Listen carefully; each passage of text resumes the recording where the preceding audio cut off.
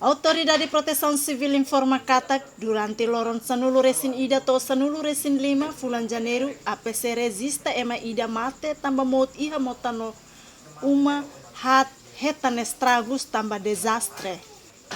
Adjunto Comandante Operação Nacional Assunto Aérea Mariano Ana Lopes explica ema ida nebe mate tama mota lori iha Balibo município Bobonaro.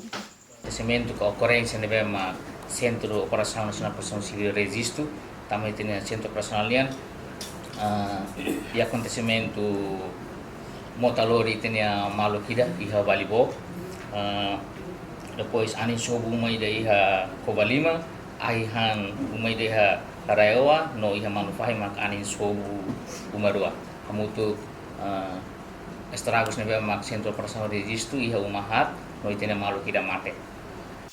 Ba umanebe hetan sobu tamba anin bot no ida tamba incêndio APC fo ona apoio humanitária no sei halo verifica ba umanebe hetan estragos so di bele hetan apoio material construção nian.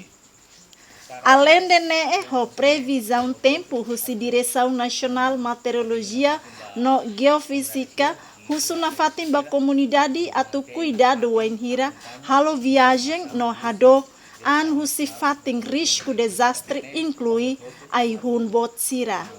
Aviso na fatim ba comunidade sira, liha area risco sira, atau mantém na fatim acompanha informação husi Direção Nacional Meteorologia no Geofísica Timornya. Atau ne husu para tu hadok an fatim husi area risco sira di halo viagem kari lao dia evita mutua langu maktelori kondus kareta nemos bele iha halo afeta acidente antang husu ba itu hotu atau hadok anu si area diskusi. Pedro Correia, VIP TV.